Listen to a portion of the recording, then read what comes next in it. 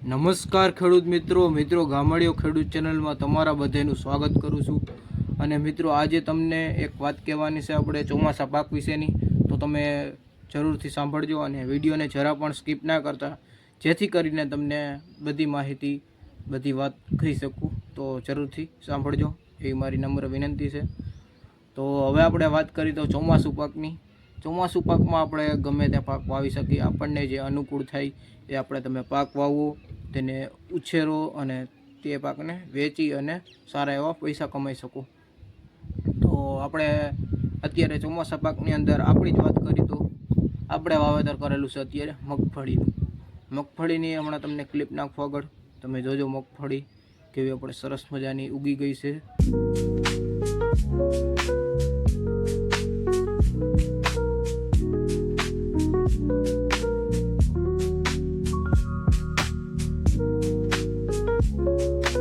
મગફળી આપણે કેટલી અંદાજે 2 તારીખે વાવી હતી। આજે છે કેટલી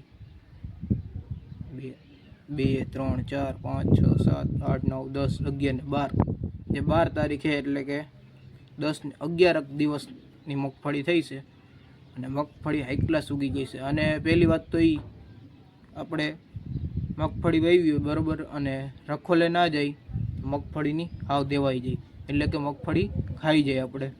આપણે આ બાજુ ભૂંડના ને એવા ત્રાસ છે એટલે ખાઈ જાય, બાકી ભૂંડના ત્રાસ ના હોય તો કંઈ માથાકૂટ ના હોય, બાકી જવું પડે રખોલે તો જ અહીંયા મગફળી થાય। અને રખોલે ના જવું હોય ને તો આપણે ઝટકા મશીન આવે છે, એ તમે ફિટ કરી શકો છો, અથવા તો ડીમડા હોય કે ગમે એવું હોય, એવું શોર્ટ હોય, ગમે એ વસ્તુ તમે ફિટ કરી શકો છો, જેથી કરીને તમારે આવે નહીં કંઈ પણ ભૂંડ અને સારી એવી મગફળી થઈ જાય। તો હવે બીજી વાત કરી તો આપણે ઓરવીન વાવ્યું હતું મગફળી, અને ત્યાર પછી મગફળી ઉગી ગઈ એટલે 2 પાણી પાઈ દીધા ઉપર અને ઉપર કરી નાખ્યું, અને હવે થોડીક મોટી થઈ જાય એટલે હાથી આપવાનું રહે। રેડી। હવે આપણે બીજા પડાની વાત કરી તો બીજા પડામાં આપણે એરંડાનું વાવેતર કરવાનું છે। તો એરંડાનું વાવેતરમાં હજી થોડીક વાર છે, કારણ કે વરસાદ થયો નથી। વરસાદ જ્યારે થાય એટલે વાવણી કરી નાખશું, સીધું વાવણી કરી દેવાની, એટલે વાવણીને આપણે એરંડા વાવી દેવાના છે। પછી એરંડા આપણે સેટ ઉનાળે નીકળશે, ત્યાં સુધી ઉનાળા સુધીનું આપણે હક, એટલે કે ઉનાળામાં તમે એરંડા ઉતારી રાખવાના આપણે। રેડી। બીજું કંઈ નહીં, એટલે એરંડાની હજી જીરીક વાર છે, વરસાદ થાય ત્યાર પછી વાવવાના રહેશે। અને ત્રીજા પાડામાં આપણે ઓરવણું ને એવું હાલે અત્યારે કામકાજ, એટલે એ ઓરવાઈ જાય એટલે એમાં કે આપણને એમાં ખાંડીનું ઉત્પાદન મળી જાય છે।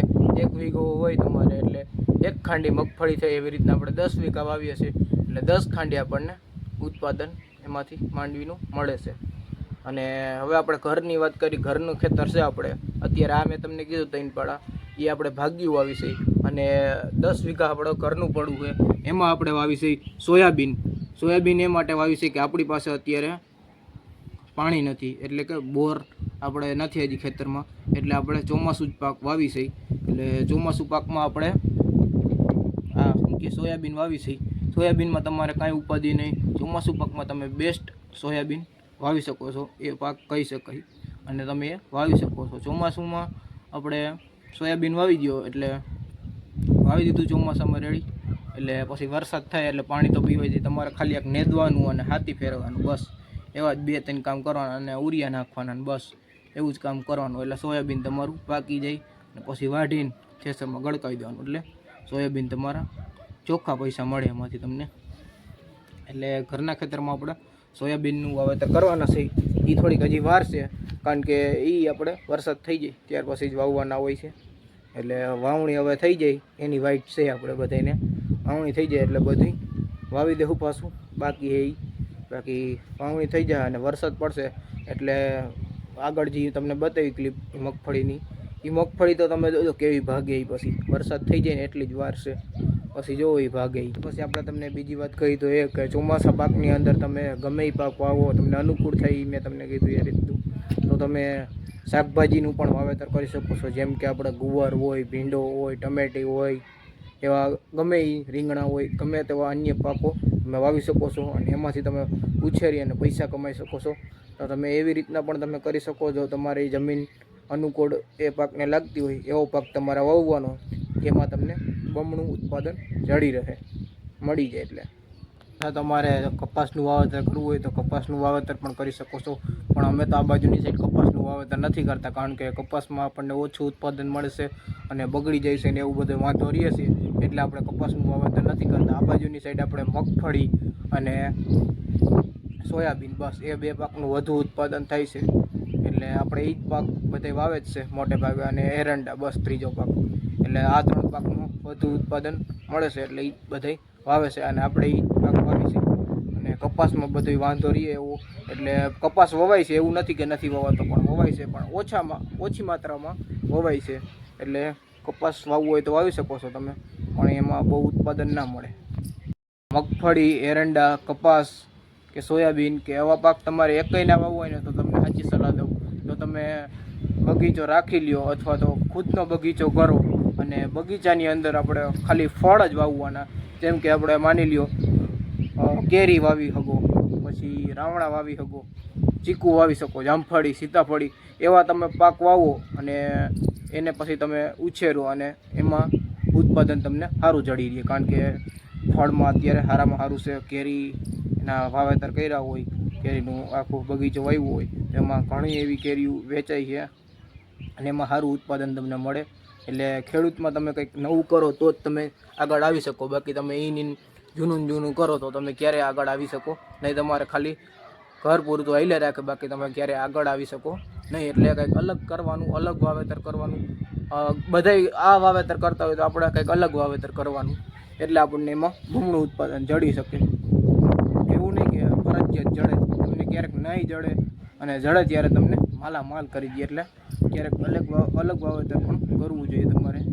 જો તમને અનુકૂળ થાય તો ભાઈ, ધરારી નથી કરતું, તમને કોઈને જડી અનુકૂળ લાગે તો વાવેતર કરાય અલગ, બાકી રેગ્યુલર જ હલાય. રેડી? તો બસ આજના વિડીયોમાં આટલું જ હતું તમને કહેવાનું, કે તમે પાક વાવી શકો ગમે તે, એમાં તમને ઉત્પાદન તો મળે જ. જમીન એવું નથી કે તમે વાવો ગમે એ અને એમાંથી તમને ન જડે. જમીન વસ્તુ એવી છે કે એમાંથી તમને કંઈક ને કંઈક, અમે જેટલું એમાં પૈસા નાખો ને એટલા તમને પાછા પૈસા અમે જડી જ જાય, એટલી મારી ગેરંટી દઉં છું તમને. તો તમે વાવી શકો છો ગમે તે પાક, તમને અનુકૂળ થાય તો જરીક કોમેન્ટ કરી અને જણાવજો કે તમે ચોમાસું પાક શું વાવ્યું છે. અમે તો હું તમને કહું તો આપણે મગફળી વાવી છે, એરંડા હજી વાવવાના છે અને સોયાબીન વાવવાનું છે. તો આપણે આ 3 પાક વાવ્યા છે. તમે કયા પાક વાવ્યા જરીક કોમેન્ટ કરી જણાવી દેજો ખાસ કરીને. તો બસ આ વિડીયોમાં આટલું જ હતું. જો તમને સારો લાગ્યો હોય તો લાઈક કરી નાખજો, અને જો ચેનલમાં ન હોય તો ચેનલને સબસ્ક્રાઈબ કરી નાખજો. હાલો આપણે મળીશું નવા વિડીયોમાં. ત્યાં સુધી જય જવાન, જય કિસાન.